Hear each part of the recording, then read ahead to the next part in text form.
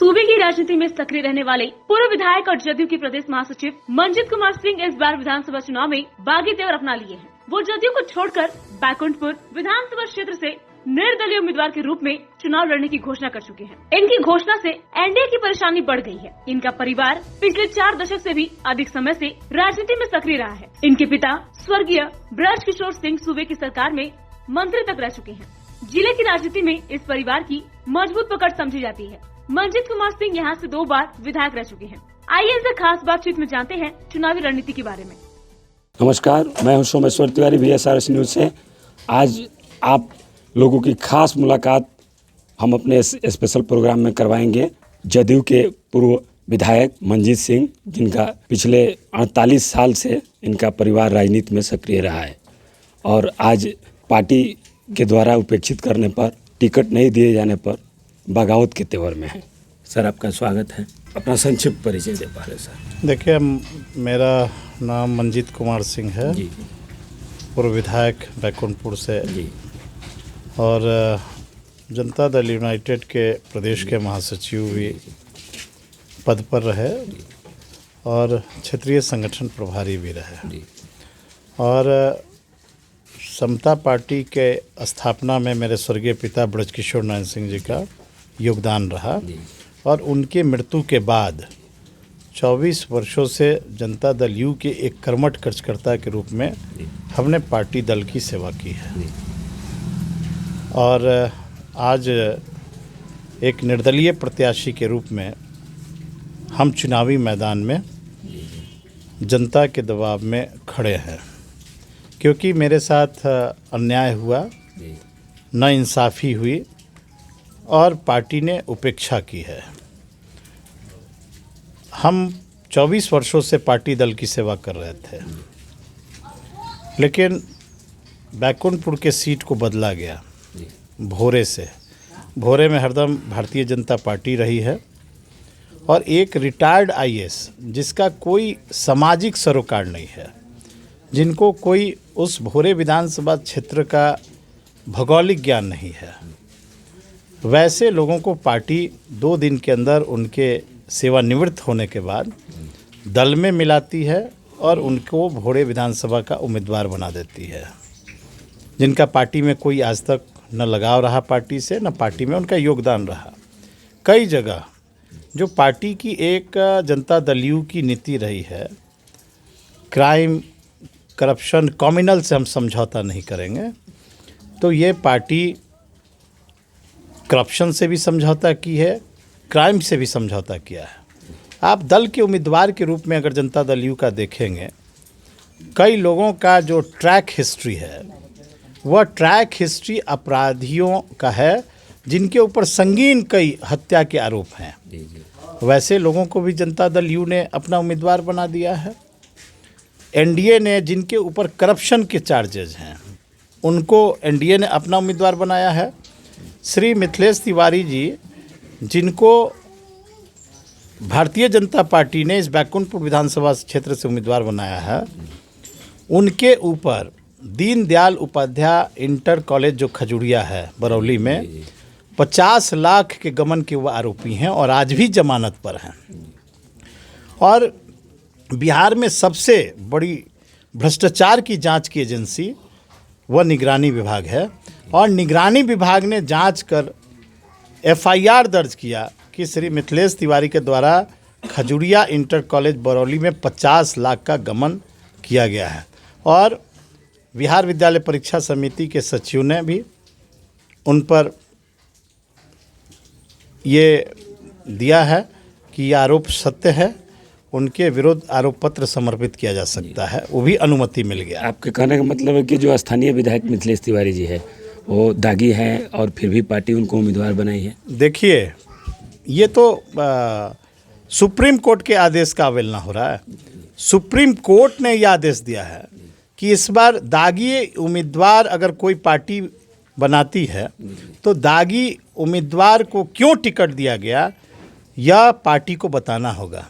तो जिस विचारधारा पर, दीनदयाल उपाध्याय के विचारधारा पर भारतीय जनता पार्टी उनके सिद्धांतों पर चलती है, उसी कॉलेज में घोटाला करने वाले लोग 50 लाख का वैसे घोटालेबाजों को बीजेपी ने अपना उम्मीदवार बनाया, ये आश्चर्य है। तो यह दोहरी नीति एनडीए की है।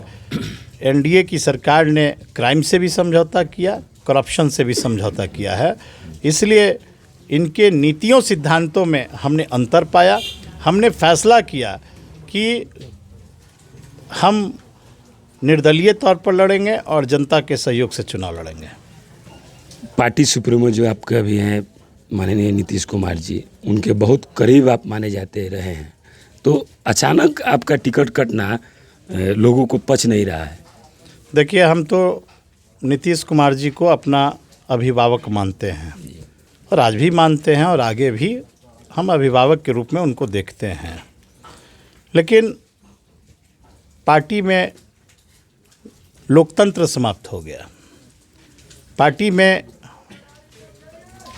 पूंजीवाद हावी हो गया और जो नई व्यवस्था में परिवर्तन सिद्धांतों की पार्टी में आई है, जिससे मैं आहत हूँ। और उस आहत के कारण हमने दल का परित्याग कर दिया और लोगों के आशीर्वाद से, लोगों के फैसला के अनुरूप हमने यह फैसला कर लिया कि अब जनता के बीच हमारी जो पहचान है, उस पहचान के बदौलत हम विधानसभा का चुनाव लड़ेंगे।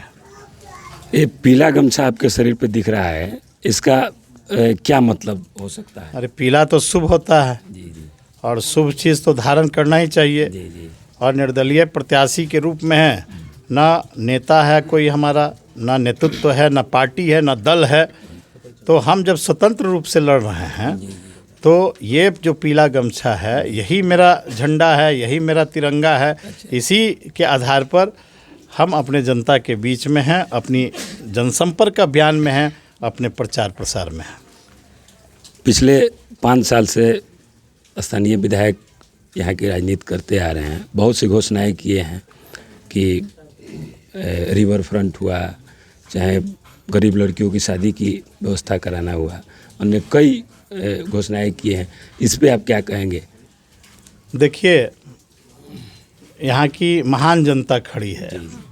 2015 में जब श्री मिथिलेश तिवारी जी इसी विधानसभा से चुनाव लड़ रहे थे, तो उन्होंने जनता से यह घोषणा किया कि अपने तनख्वाह के पैसा से प्रति साल 51 गरीब के बेटियों का हम शादी कराएंगे।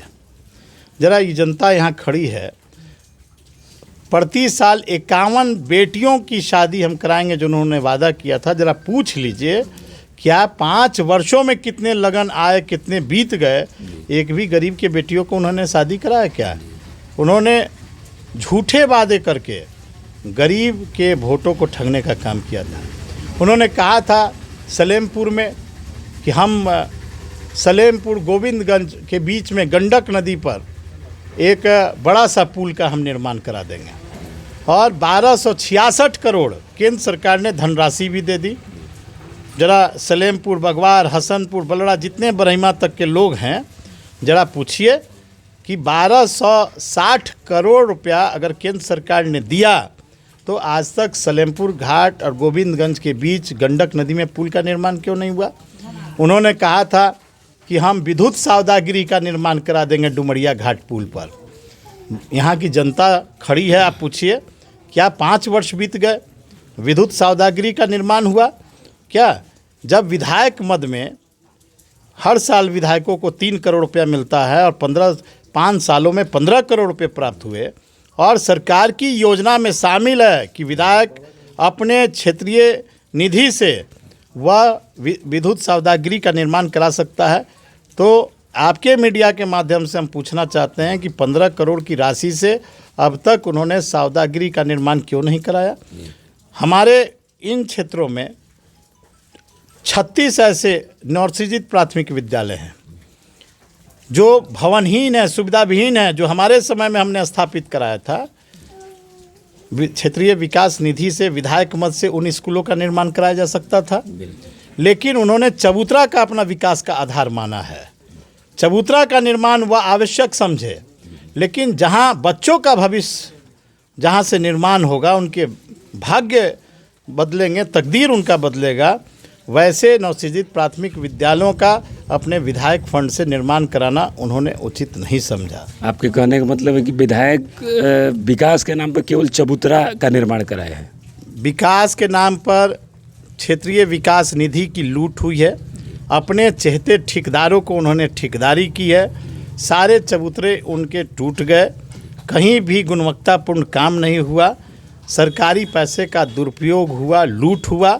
और हम मांग करते रहे प्रशासनिक अधिकारियों से इसकी जांच हो, लेकिन सरकार सत्ता में रहने के कारण जो विधायक फंड में लूट हुआ उसकी जांच करने का किसी अधिकारी ने हिमायत नहीं की। पिछले 48 सालों से आपका परिवार राजनीति में सक्रिय रहा है, आपके पिताजी मंत्री भी रहे हैं, तो इस बार आप निर्दलीय चुनाव मैदान में आने की घोषणा कर चुके हैं, तो आप अपने को इस चुनाव में जनता के बीच कहाँ पाते हैं? देखिए, जनता का अपार समर्थन हमको मिल रहा है, और समर्थन इसलिए भी मिल रहा है कि हम चुनाव हारने के बाद कभी बैकुंठपुर की जनता से हम अलग नहीं हुए। हर परिस्थिति में, वो आपदा का काल क्यों नहीं हो, विकट परिस्थिति में भी हम यहाँ की जनता के साथ रहे। अब कोरोना जैसे वैश्विक महामारी में हम जितने भी सरकार के क्वारंटाइन सेंटर बनाए गए थे, हमारे प्रवासी मजदूर के रूप में हमारे नौजवान साथी आए थे जो सेंटर पर 14 दिन तक रहे। हम निधड़क जाकर अपने बच्चों से मिले, वहाँ पर हमको जो अपने स्तर से सहयोग करना था हमने किया। बाढ़ जैसे आपदा की परिस्थिति में जहाँ खुद हम बाढ़ से डूबे हुए थे, रोज़ उस बाढ़ से हम निकलकर अपनी चिंता नहीं करके हम लोगों के बीच रहते थे, लोगों की सेवा करते थे। जहाँ तक बाढ़ में हमसे मदद हो सका हमने बैकुंठपुर के लोगों का मदद किया है, और 5 वर्षों तक हम लोगों से जुड़े रहे। जहाँ तक हमसे बन सका हमने लोगों की सेवा की है, और उस सेवा के बदौलत आज हम जनता के बीच में हैं, और यही कारण है कि जनता का अपार समर्थन हमको मिल रहा है। आप लगातार 2 बार विधायक रहे हैं बैकुंठपुर से। बाढ़ हर साल आती है, तबाही मचाती है, लोगों का घर दह जाता है, फसल नष्ट हो जाती है। इसके अस्थायी निदान के लिए आपने क्या किया है? देखिए, हम तो जब विधायक थे लगातार तटबंधों पर हम बोलते भी रहे, और हमने कई बार विधानसभा में भी कहा कि आप जितने भी मुख्य तटबंध हैं, जमींदारी बांध हैं, रिंग बांध हैं, छड़की हैं, इनका परमानेंट सॉल्यूशन सरकार निकाले।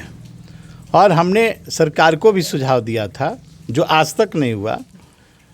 हमने कहा था कि उसरी, पकहा, शीतलपुर में आप नए तटबंधों का निर्माण करिए, लेकिन किसी भी तटबंधों की मरम्मती सही ढंग से 15 वर्षों में सरकार के द्वारा नहीं कराई गई। और सबसे ज़्यादा काम एंटी इरोजन में दिखाकर, बांधों की मरम्मती को दिखाकर पैसों का लूटपाट हुआ।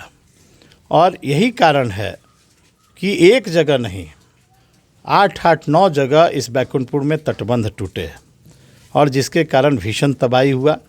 लोगों के घर की क्षति हुई, फसलों की क्षति हुई, जानवरों की क्षति हुई, जानमाल की क्षति हुई, और इतनी तबाही लोगों के बीच है। अब तक कितने घर दह गए, बह गए, लोगों की जानवर की जाने गई, लोगों का जान गया।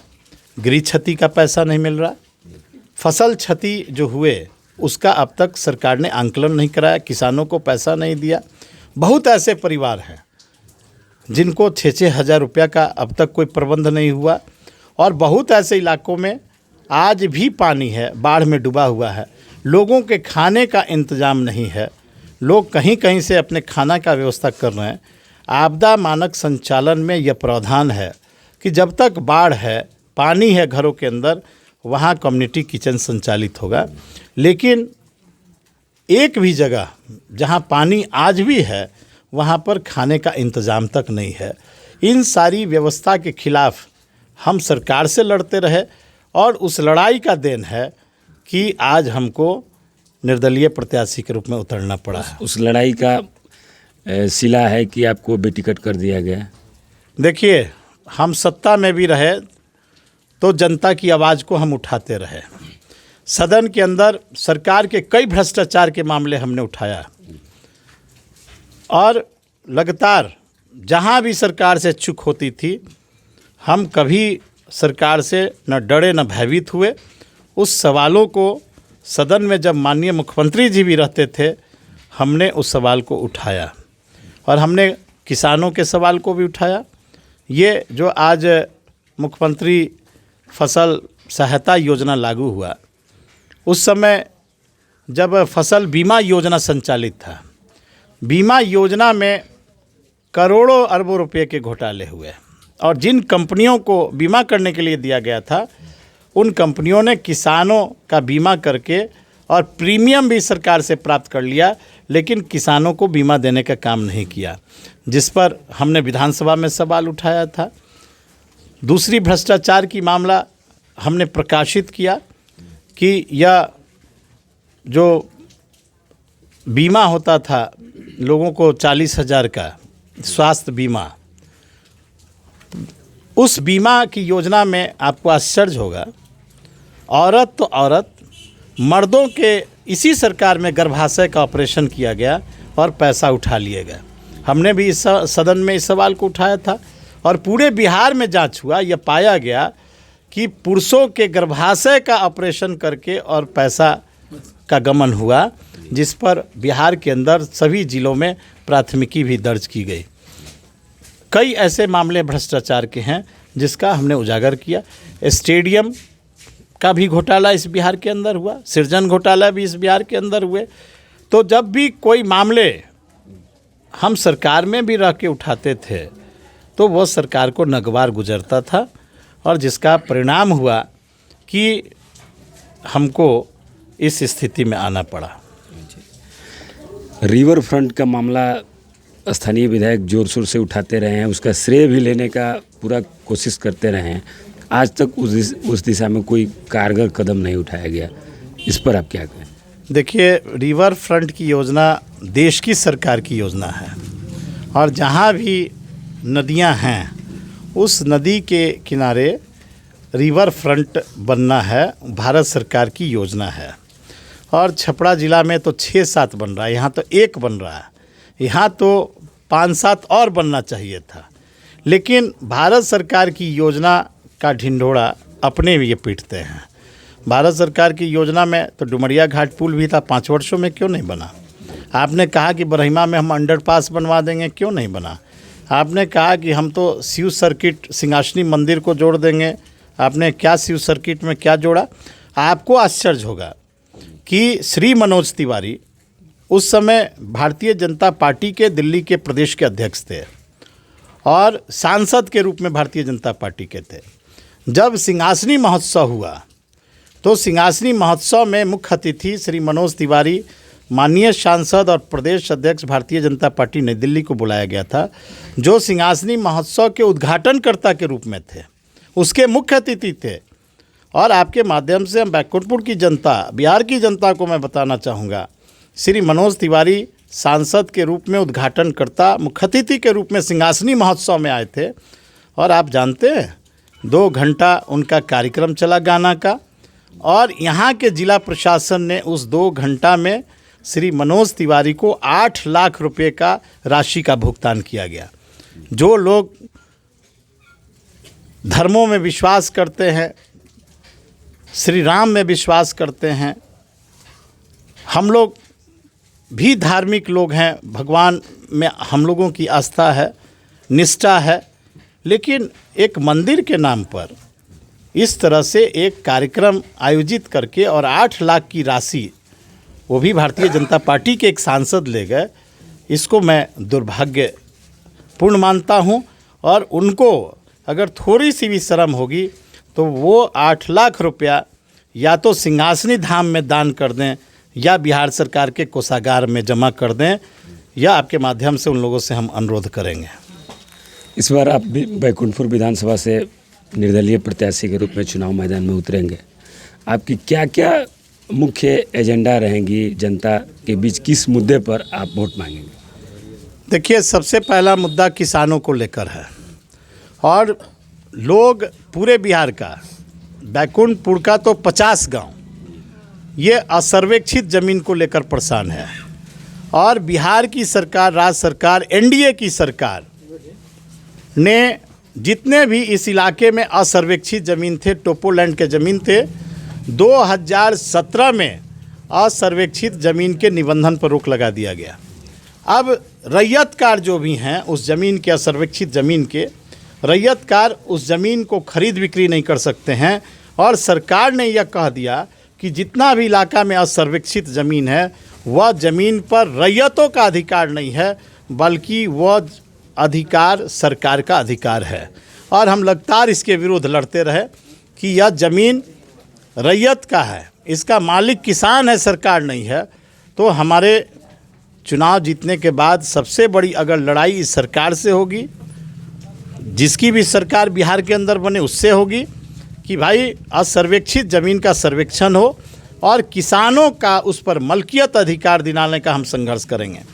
दूसरी चुनौती बाढ़ का है, और बाढ़ के कारण लाखों लोगों जो प्रभावित होते हैं हर साल, किसानों का फसल की बर्बादी होती है, घरों की क्षति होती है, जान माल की क्षति होती है।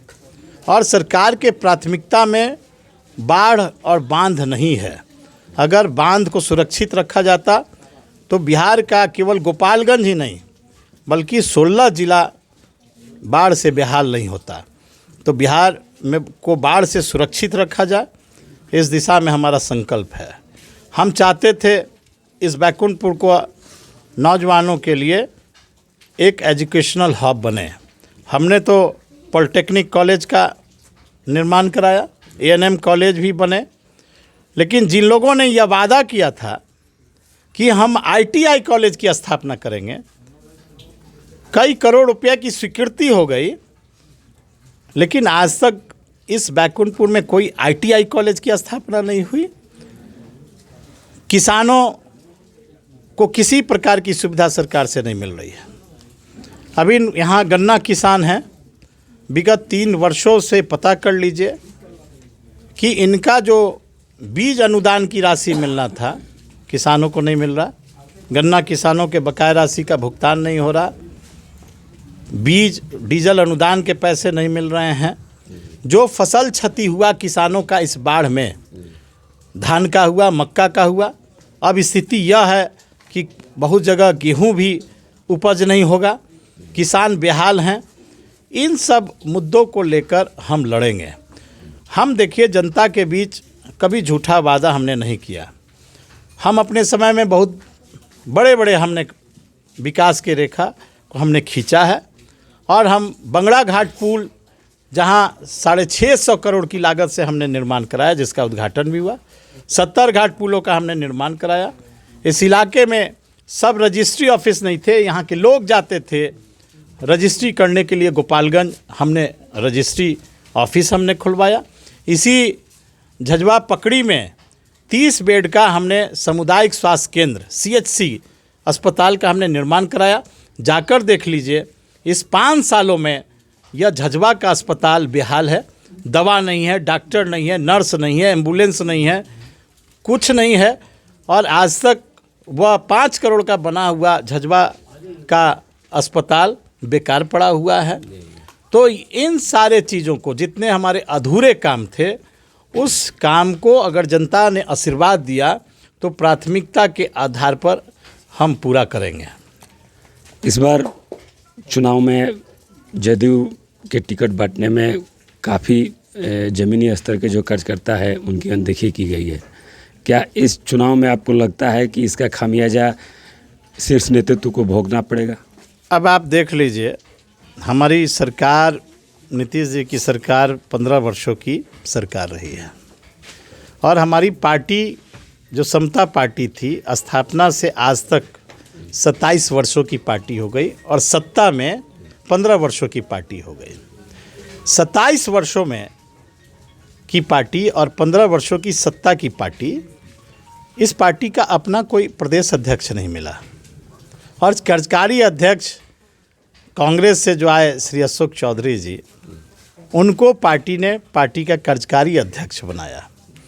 शुरू से यह पार्टी कार्यकर्ताओं की उपेक्षा करते रही है।